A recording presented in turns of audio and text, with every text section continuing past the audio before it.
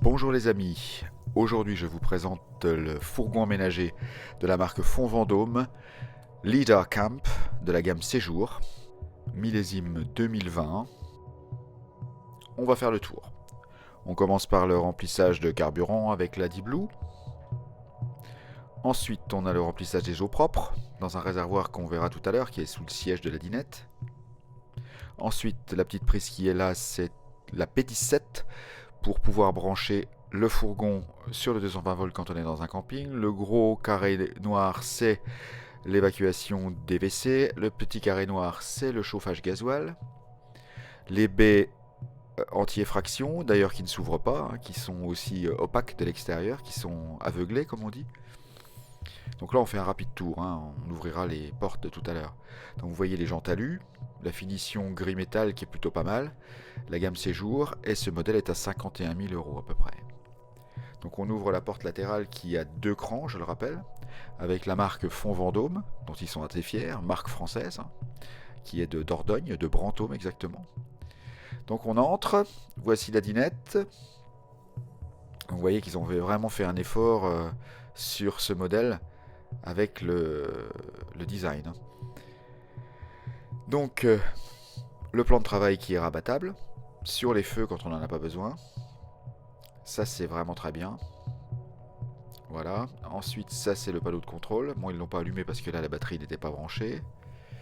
Ensuite, un frigo à compression à 160 litres. Compression, c'est très important, avec un grand compartiment congélation.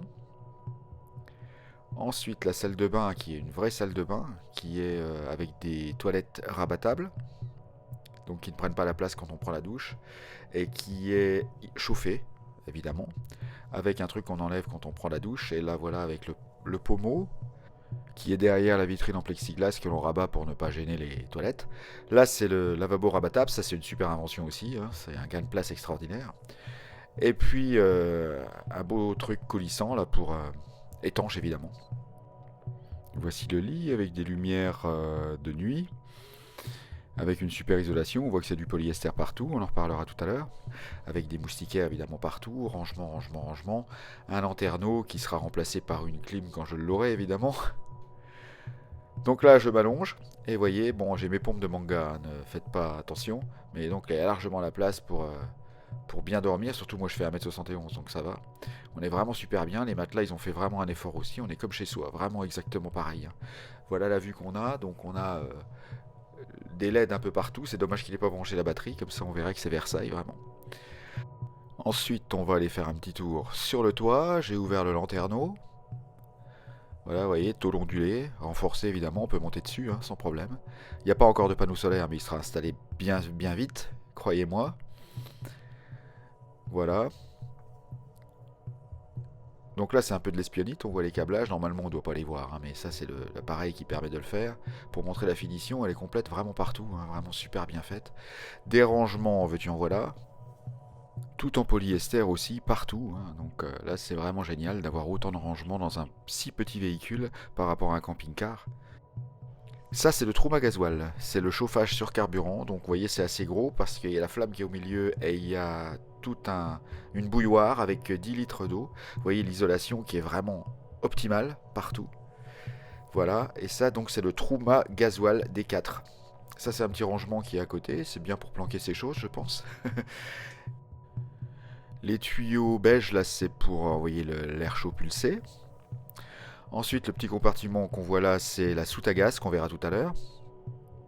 Pour les bouteilles. Donc voilà le trou à gasoil. On va faire un petit tour rapide. J'en avais toujours vu en photo, jamais vu en vrai. Bon, il est un peu mieux que le Webasto parce qu'il ne fait que siffler. Le Webasto il claque un peu, il paraît. C'est peut-être un peu moins bruyant que le Webasto. En tout cas, voilà, c'est une super invention parce que comme ça, on n'a pas besoin de dépenser du gaz. Ça, c'est un rangement qui est juste à côté du lit, qui est plutôt pas mal.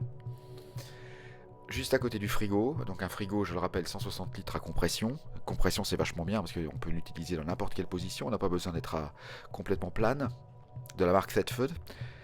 Voilà, ensuite on va voir la petite penderie qu'il y a à côté du lit également. Ça c'est bien pour les vêtements et tout, les chemises et tout ça. Comme chez soi, vraiment pareil. On voit la qualité des joints également. Parce que c'est pas des joints de pouilleux. Ils sont vraiment réputés pour ça aussi, Fond Vendôme. C'est une finition exceptionnelle. Et bon, évidemment, pour tout ce qui est pont thermique, c'est génial parce qu'il n'y a vraiment aucun coulis. L'isolation est parfaite. C'est une des meilleures marques à ce niveau-là d'ailleurs. C'est bien dommage qu'il n'ait pas mis la batterie en marche. On voit l'évier qui est aussi comme chez soi. Hein, c'est vraiment, on se croirait à la maison là, avec un super évier. Vous voyez la profondeur avec ma main là. Ensuite, ça c'est la banquette de la dinette sous laquelle se trouve le réservoir d'eau propre que je vous ai promis tout à l'heure en vous montrant la bouche de remplissage. Donc à peu près 110 litres, hein, je crois, hors gel évidemment puisque c'est dans l'habitacle. Polyester partout. Donc ça c'est vraiment super pour en cas de condensation, ça s'étui très facilement et puis ça pourrit pas surtout. Ça c'est génial, puis avec tous les joints ça peut pas pourrir à l'intérieur, donc il n'y a pas d'infiltration possible. À partir du moment où c'est bien entretenu évidemment. Donc c'est quand même mieux dans un fourgon que dans un camping-car à ce niveau-là. Et puis on voit là, on peut toujours glisser quelques documents quand on veut planquer des choses importantes ou quoi, comme ça elles sont hors de portée des enfants, etc. La moustiquaire évidemment, puis un grand dégagement ici pour ne pas se cogner quand on va conduire, c'est pas mal non plus. Et puis les sièges, bon avec une déco un peu des années 90 qui pue un peu, mais bon, on s'y fera. Il y a également des stores Remis qui sont partout, occultants, bien occultant, même si c'est pas 100%, on peut pas. L'occultation totale dans un camping-car, c'est impossible. Voilà donc la finition en général. Elle est vraiment superbe. Ça c'est pour fixer la table. On sort la table de dedans, on la met dehors pour camper. On va aller faire un tour dans ce qu'on appelle la soute, enfin la pseudo-soute, parce que là il s'agit d'un fourgon. Donc vous voyez, on peut vraiment ranger tout ce qu'on veut, avec un plateau, le plateau noir est amovible là, évidemment, si on veut mettre un vélo ou autre. Ça c'est le compartiment gaz. Donc vous voyez, avec des joints bien isolés pour qu'il n'y ait pas du tout de fuite dans l'habitacle. Mais de toute façon, le propane étant plus lourd que l'air, il s'évacue toujours vers le bas. Donc les aérations sont vers le bas. Puis ça c'est le crash sensor, je crois, pour pouvoir rouler avec le gaz, bien que ce soit pas tellement utile étant donné que le chauffage est sur gasoil. C'est juste pour la popote. À côté de ça, on a la prise pour une petite douche extérieure quand on veut se rincer les pieds en venant de la plage ou même prendre une douche tout court, hein, quand il n'y a pas de voisins curieux. Ça, c'est un rangement. Non, non, ça, c'est la batterie. Donc, la batterie, normalement, elle vient ici avec le transfo au-dessus, normal. Voilà, ça, c'est l'aération de la batterie. Ensuite, un autre. Ça, c'est le disjoncteur avec tout un tas de fusibles. Donc, ça, c'est la partie électrique avec des vannes coupe-jus en cas d'incendie. Voilà, donc vous voyez la finition.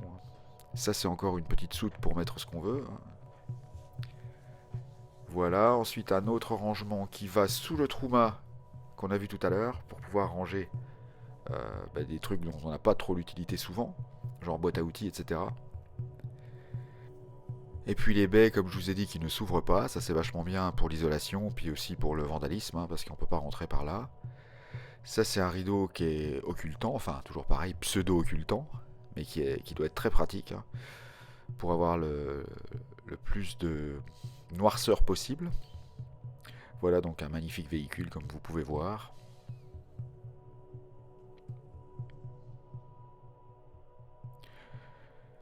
Donc je rappelle que c'est le Fonds Vendôme Leader Camp qui est à plus de 50 000 euros. Vous voyez aussi les baies anti-effraction, les baies affleurantes.